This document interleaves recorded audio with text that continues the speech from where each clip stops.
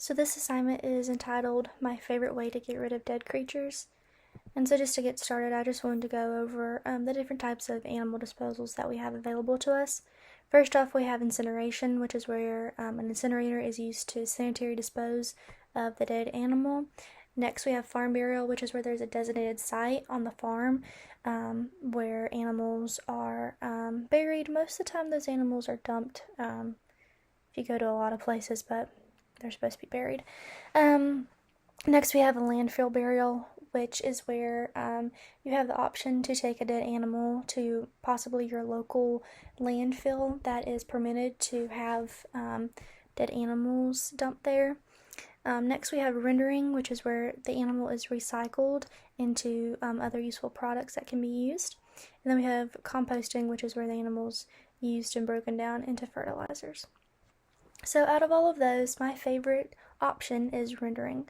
And why, you might ask? Because I think it's pretty cool that even though the animal is dead and a lot of people might consider the animal to be useless, it is actually, in fact, far from it.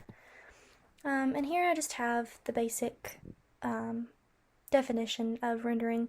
So rendering is a heat-driven process that separates and converts waste animal tissue into value-added materials.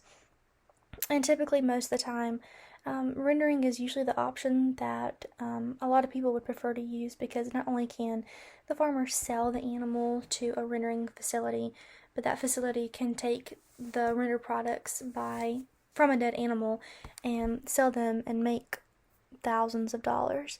And not only that, but that animal can be used for many, many, many different things. And so what does the animal turn into? Well, there are two different types of categories that the byproducts fall in, and that is edible and non-edible. And so edible is used for human consumption, where non-edible is for non-human consumption. And here I have a picture of some broilers that are eating some food. And so non-edible or inedible is basically just saying that it is not for human consumption. However, that does not include animals. Animals are allowed to eat the dead meat of other animals that are dead. So the cows could potentially be fed back into cattle feed, chicken feed, dog feed, horse feed. It can all go back into it. And so here I have some examples of rendering byproducts. So we have margarine, soap, cosmetics, cleaning supplies, rubber, paint, candles, and caulk. And as I just mentioned, it can also be used in animal feeds as well.